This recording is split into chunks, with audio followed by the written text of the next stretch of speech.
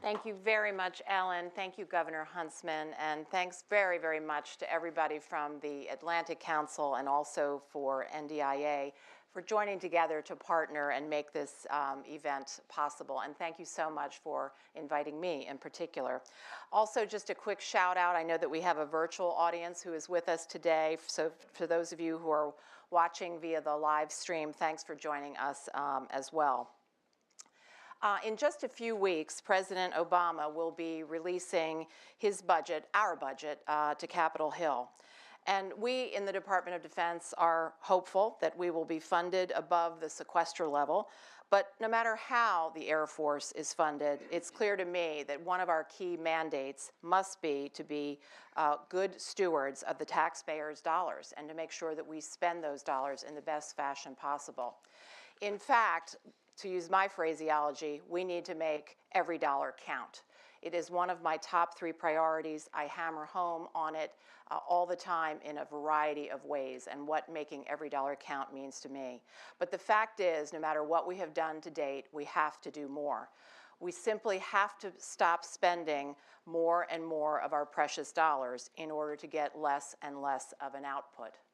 Now, for those of you who have been tracking on defense issues for a good many years, as have I, you may recall back in 1986, Norm Augustine cautioned that by the year 2054, the entire defense budget would purchase a single aircraft alone, if the costs continue to go up, up, up, up, as they had been going at that point.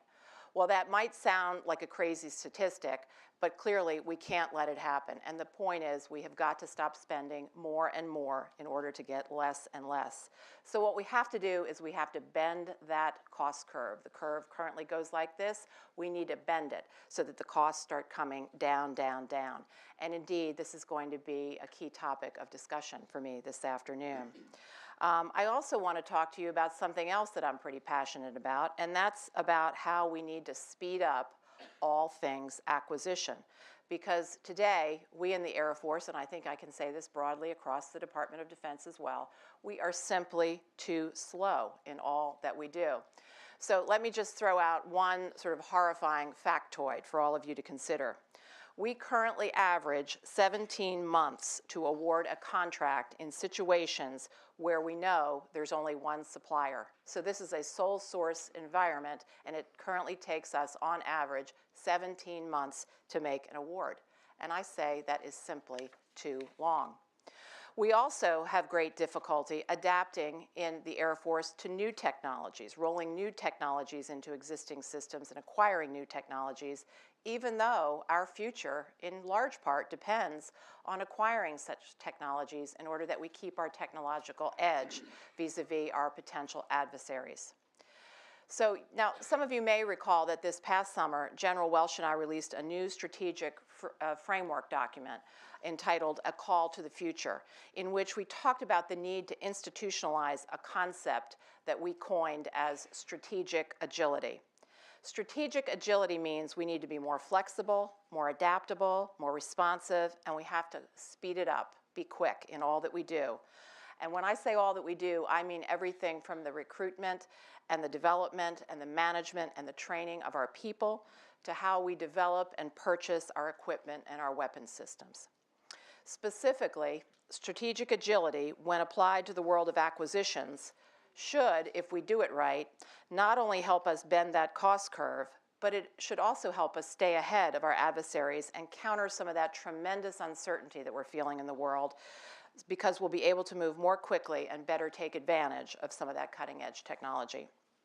Now, Frank Kendall's Better Buying Power and Secretary Hagel's Defense Innovation Initiative, which of course is overseen by our deputy, Bob Work, are in whole or in part targeted at these basic same goals. And again, those goals that we're all shooting for is reducing our costs, moving more quickly, and improving our technological edge.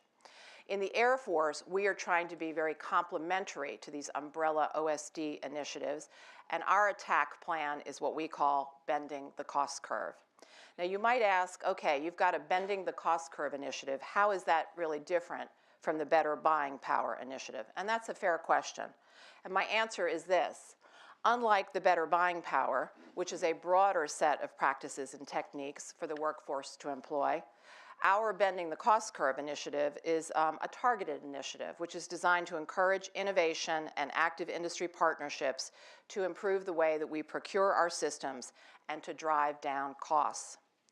So the bottom line to all of this, and Ellen is a great straight man, she's teed me up very well on all of this, is that I personally have been very focused on this whole area since I became the secretary, and I am not alone in this endeavor. General Welsh is all in the effort. He has been very instrumental. And as Ellen already mentioned, we have several of our key leaders that are right here in the audience today who have been driving this train.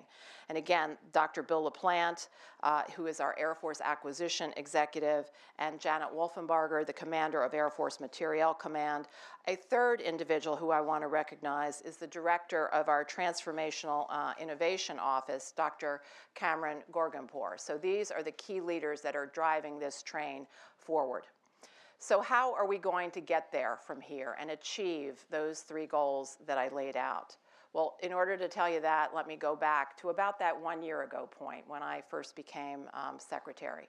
And it was almost at that very point, because as Ellen pointed out, I came out of industry, so I didn't come to these ideas just like that all at once. I had been building toward this for years. So I believed, and the chief believed right from the get-go, that in order to achieve our goals, we really needed to double down and improve our dialogue with industry so that we could better understand how our processes and our procedures and some of the choices that we make, sometimes inadvertently, contribute to rising costs and the stifling of innovation and the slowing down of process. And by the way, in so doing, we thought maybe industry could learn a thing or two as well. Therefore, we have been meeting in earnest since February of 2014 with industry reps, and I want to again thank those who have helped facilitate this dialogue, to include the AFA, the NDIA, and the AIA in particular. There have been some other industry groups that have helped facilitate as well, so we thank you very much for making that happen for us. And as part of these roundtables, we have been asking what might seem like some basic questions, but they're tough questions, and they're frequently with complex answers. What are the barriers to introducing new technologies? How can we speed this up? How can we improve transparency so that you in industry have better insight earlier on into the process, into our thinking and what we think we need? How do we spend taxpayer dollars more on products and less on bureaucratic processes? So these are some of the questions that we've been asking, and we've gotten what I consider to be excellent feedback from industry. We've been listening hard to them, and they have been listening hard to us.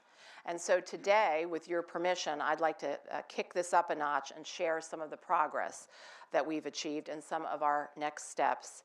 And to do that, I want to tell you that we have arranged a series of our initial initiatives under Bending the Cost Curve into three focus areas. And I call those three focus areas Enhance, Expand, and Improve. Enhance means we need mechanisms to better interact with industry throughout the acquisition life cycle. Expand means we need to increase competition among traditional and non-traditional industry partners to drive down costs and to increase innovation. Improve means we need to carefully examine our own internal processes and develop mechanisms to drive down costs and to speed up our acquisitions. Now, with these three focus areas in mind, let me now cover some of the activities that we are planning. First, under the umbrella of enhancing interactions with industry, we are launching a new Cost Capability Analysis Program, or CCA. Now, here's our thinking. We believe that by gathering data from a range of sources, it should be possible to identify instances where perhaps small changes in capability could have a very large impact on cost. And this, in turn, if we would choose to exercise such an option, could mean that the Air Force could develop much more affordable weapons systems. Now, let me give you a for example. For example, if we had a requirement for a new jet and the jet needed to fly 500 miles per hour, if that was our thinking, if that was our requirement, but if we discovered through this process that we could achieve significant cost savings by amending this requirement to 450 miles per hour, meaning trade off that little bit of capability, then perhaps we could use that knowledge to make trade-offs in how we develop our RFP and our evaluation factors, and maybe we might even choose to modify that requirement. So that's the idea of the CCA, the Cost Capability Analysis. Now you may be thinking, gee, hasn't this approach been done before? And the answer is yes, but. So yes, this approach has been done, and this approach has delivered certain successes. In fact, 2 years ago, we in the Air Force did certain pilots under cost capability analyses. But 2 years ago, there was no formalized process for industry to get on board, to have that crosstalk with us on a regular basis. And so the effort of 2 years ago was somewhat limited as a result. So what bending the cost curve will do is, under our new CCA, we will develop that specific industry engagement process, and we hope ultimately we will reform the way we talk to industry and when we talk to industry about our thinking and about our requirements. And obviously it's designed to do it earlier and more frequently to keep that crosstalk going. Our Bending the Cost Curve team, again, 3 of whom are sitting right here with me today, are developing that specific process now. But today I am excited to tell you that we're going to demonstrate this new capability on 4 programs. And those 4 programs are the TX Jet Trainer, the Long Range Standoff Weapon, the Multi-Adaptive Potted System, and our follow-on to the Space-Based Infrared System. Now, all of these programs were selected because they represent a range of use cases and segments within our industry. Now, when it comes to TX, we're about 2 years away, we think, from the request for proposal stage, and this new process should allow us to directly engage industry as we develop an understanding of how to best evaluate our objective and our threshold requirements. So think of that as your higher level requirements and your bare minimum requirements. The other programs I mentioned are at different stages in their acquisition process, and we think the fact that they are at different stages will give us a powerful comparative for learning the nuances of how to best engage industry around requirements. Okay, moving on to the expand category. When we talk about expanding competition, I'm kind of interested and excited to tell you about something we call PlugFest Plus. PlugFest Plus. Now, let me back up a moment. A PlugFest is something that exists today. It is a specialized industry event where companies collaborate and demonstrate their existing capabilities in live demonstrations before government customers. OSD's Defense Intelligence Information Enterprise Program has established an entire community of practice around these events, and the events typically occur a couple times each year. Now, these are very well regarded events, but at the moment, PlugFests in their current form have no associated contracting action. So here's how it goes. Industry might attend a PlugFest event.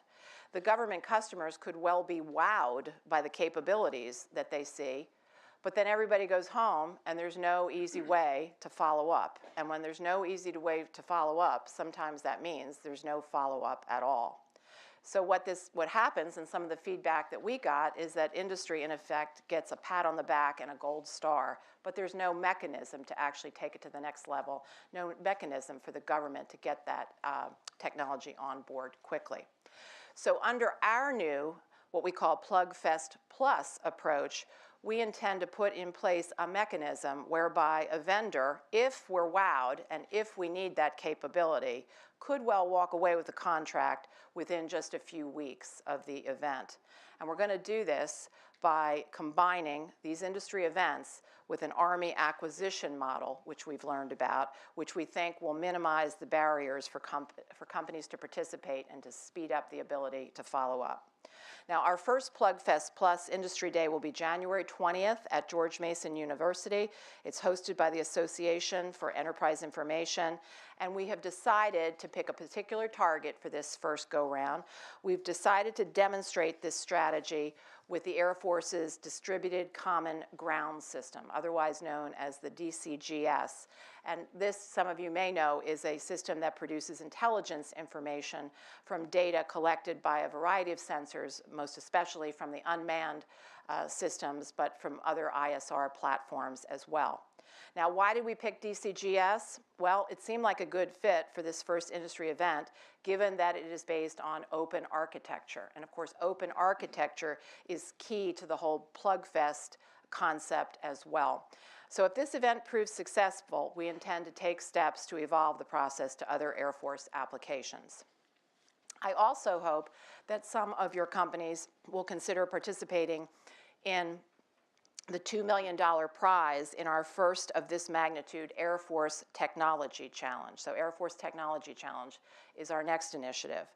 Now, the challenge is an Air Force Research Lab-led effort designed to expand competition and facilitate rapid technology development. The $2 million prize is the largest offered by any military service and will go to the competitor with the most innovative solution for developing a mid-sized turbine engine for commercial and military platforms. We chose that particular target because an engine of that type would be especially helpful for us going forward in the world of our remotely piloted aircraft. Now, this technology challenge, as well as the PlugFest Plus, we believe can help us bend the cost curve in two ways. First, both approaches should open the door to non-traditional contractors by lowering the barriers to entry. And second, we hope that they will both spur innovation in very specific areas where we really need the help. Now, let's turn to improving our internal processes. During the first round of bending the cost curve industry engagements, the #1 recommendation that we heard from corporate CIOs was that the Air Force should establish a business analytics capability. Now, many large companies already have such a capability. That is to say, they have a capability to systematically collect certain types of data, analyze it, and from that they can draw some pretty interesting conclusions. That, in effect, is what business analytics is all about. Now, let me be clear, we're not talking about gathering data about which websites people visit or how often you buy a product. That's not the type of data that we're looking for. But the data we're interested in, if we do this right, should help us answer questions such as, will this new database that we're thinking about investing in, will it really make us 30% more efficient? Or if I spend $5 million in this system today, how long will it take to pay back and double my investment, or at least return on my investment? These are the types of questions that we're interested in. We need to get an enterprise view of our information technology spend so that we can understand the trade-offs and make wise future investments. And at the moment, unfortunately, we do not have a solid view of our information technology spend. So therefore, as a result, we are going to stand up an IT business analytics office. In the future, if we want to do a database which would accomplish X, we want to first know before we invest that X has a business case, that there's empirical data to back it up, and that there are metrics that we can measure and make sure that it's delivering on the promise. So what we're really after is a data-driven approach to our IT spending. Similar efforts, as I said, in the private sector have produced results as much as 25% cost savings, and we hope to share at least in some of that success in the future for our U.S. Air Force. Now, here's another thing we intend to improve. Bill LaPlante and General Wolfenbarger recently issued a best practices memorandum which captured 24 best practices which were identified in collaboration with industry through these sessions that Ellen talked about and through some other data that we collected. And we believe that this best practices memo and the implementation of what the memo says will help reduce the time to award for contracts where there is only one known supplier. So remember that ridiculously high 17 months to award the contract when there's only one vendor that can do the work? Well, we are enacting these best practices throughout our acquisition force and beginning to measure the results. We will be measuring results on a first monthly and then eventually a 6-month basis. But ultimately, we are driving to get that 17-month average down to the single digits. So we are expecting to see some good results in that regard. I also want you to know we intend to reduce the overall number of contracts where there is only one known supplier, because competition is always better than sole source. And of course, we want to speed up the competitive side as well. The third way we're improving our internal acquisition processes is through what we call the Matchmaker Project. Now, that's not Match.com, that's the Matchmaker Project. It is different. The Matchmaker Project is collaboratively sharing lessons learned from acquisition successes across industry and across other Air Force portfolios. So in other words, when a company has a success with the Air Force, we want to apply those lessons learned on pending projects with a different division within that same company. And we also want to apply those lessons learned and share that information across our Air Force amongst our acquisition professionals.